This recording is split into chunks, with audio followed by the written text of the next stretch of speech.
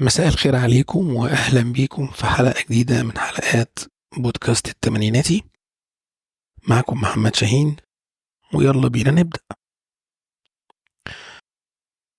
من أبسط حقوق الإنسان هو حق الاعتقاد أو حق العقيدة أو حق الإيمان، بمعنى أن من حقك تؤمن بأي شيء أنت مقتنع بيه أو حبه أو عايز تتبعه، والحق ده مفروض أنه مكفول شرعا وقانونا. يعني حتى في القرآن الكريم في آية بتقول لكم دينكم ولي دين، وفي آية تانية بتقول فمن شاء فليؤمن ومن شاء فليكفر. والكفر هنا لغويا معناه عدم الاعتقاد في الشيء.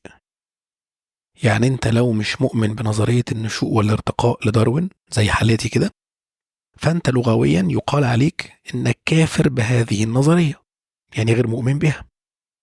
فالكفر هنا في الموضع ده مش سبة ولا شتيمة، واكيد ربنا سبحانه وتعالى وحاشا لله يعني مش هيسب اللي مش مؤمن بيه. فاذا كان ربنا نفسه اللي خلقنا وخلقني انا وانت وغيرنا بيدي للناس حرية الإيمان بيه هو شخصيا ربنا، فأنت مين عشان تقول على حد مش مؤمن باللي أنت مؤمن بيه إنه غلطان؟ أنت مين؟ سيبه براحته، من حقه يعتقد في أي شيء، وأنا من حقي أعتقد في أي شيء. ولو الموضوع له علاقة بالدين وبالصح والغلط والحلال والحرام، فلنا يوم الحساب لقاء، وكل نفس بما كسبت رهينة. حلو الكلام؟ لا مش حلو للأسف. ليه بقى؟ لأن مؤخرا في الفترة الأخيرة أصبح الناس موقنين بشكل أو بآخر إنهم صح على طول الخط، وأي حد مختلف معانا فهو غلط. وعلى فكرة أنا مش بتكلم هنا عن الدين، أنا بتكلم بشكل عام جدا. كونك مؤمن بفكرة ما فده كفاية إنه يخليك تقول على أي حد مش مؤمن بنفس الفكرة إنه غلط. غلط يعني مش مثلا تقول عليه مختلف معاه في الرأي أو إن لينا وجهات نظر مختلفة، لا، ده أنت بقيت تقول إنه غلط. طبعا ده منتهى التخلف الفكري على شتى الأصعدة. تاني، انت مين؟ انا مختلف في الرأي مع ابويا وامي واختي واخويا واصحابي وجيراني في افكار مختلفة وفي مواضع مختلفة، بس الاختلاف في الرأي لا يفسد الود قضية يا ريس. عادي يعني نختلف في الرأي عادي. ده لغاية دلوقتي الناس بتقول مين احسن، ورق العنب ولا محشي الكرنب؟ الاختلاف موجود، فما تحاولش تقنعني ان اللي بيقول ورق العنب كلهم صح وبتوع الكرنب كلهم غلط. باشا ده ذوق، ده مش اختلاف بقى وجهات نظر، ده اختلاف اذواق. اختلف معايا عادي. لا وتعالى خد الجديده بقى، الموضوع ما بقاش بس انه بيغلطك، ده كمان بقى بيحاول يجبرك انك تتبنى افكاره ويقنعك بالعافيه بالافكار دي. وهنا لنا وقفه بقى، عشان الموضوع ده يعني بصفه شخصيه نرفزني. بص يا بيه، عايز تعبد الجومه اعبدها، عايز تكون مدمن ادمن، عايز تنصب على الناس خليك نصاب يا باشا براحتك.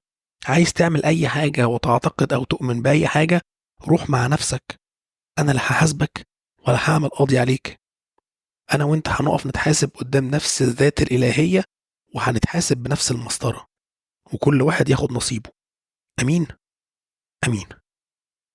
ما تجيش بقى تسألني انت مش بتعبد الجمعة معايا ليه، او تيجي تقولي انت مش بتشرب معايا ليه، او تحاول تقنعني انك مش نصاب وعايز نشتغل معاك. لا، لحد هنا ونقف. انا زي ما قلت لك انا مؤمن بحقك انك تعمل اللي انت عايزه، بس مش هقبل ولا هوافق انك تحاول تقنعني بصحة اللي انت معتقد فيه ده، او انك تفرضه عليا. لحد هنا ستوب. حدود حريتك هي حرية الآخرين. هتستغل حقك في الحرية في انك تؤمن بما تريد، على عيني وعلى راسي. هتستغله في محاولة فرض اعتقادك عليا، لا، هفضحك انت وحقك وما تؤمن به. مش هسمي عليك. تمام. الفكرة بقى ان الموضوع ما بقاش بين الافراد وبس، لا، ده احنا كمان كوننا بقى مجموعات.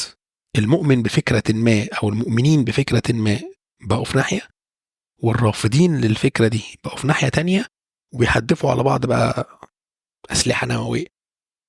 فبقى في مجموعات في كل مكان بتبذل كل ما في وسعها إنها تفرض رأيها عليك وعلى الكل بقى.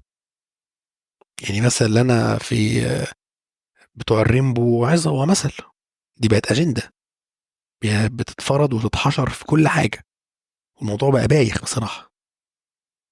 ومعاها برضو أجندات السود وتمكين المرأة في أمريكا، بقت في كل فيلم وكل مسلسل وكل حاجة بتحصل من عندهم، وبشكل فج قوي بقى الموضوع واضح وصريح، وبقى يعني مش في المداري كده لو تحس انها رسالة مندسة كده بيحاول يدسها لك، لا هو بيحطها لك في وشك كده. يعني انت بتحس ان هو متآمر واصلع وزيمباوي، يعني بايظة معاه من كل ناحية. وطبعا مش هنتكلم على اكبر خدعة في التاريخ بتاعت ولاد العم، انهم مظلومين بقى وانهم اصحاب حق وليهم حق الدفاع عن نفسهم، والحدوته الهطله دي كلها اللي للاسف لقيت اللي يصدقها، لان للاسف تاني اصحاب الحق خرس، مش عارفين يعملوا او يقولوا ربع اللي عمله بوق الدعايه الخاص بولاد العم ومن يقف في صفهم. وعشان الموضوع ما يتقلبش سياسه وحرق الدم او نجاسه وحرق الدم، يعني حسب الموضوع اللي بنتكلم فيه، اللي عايز اقوله ان احنا مؤمنين تماما بحق الاعتقاد والفكر والايمان، براحتك.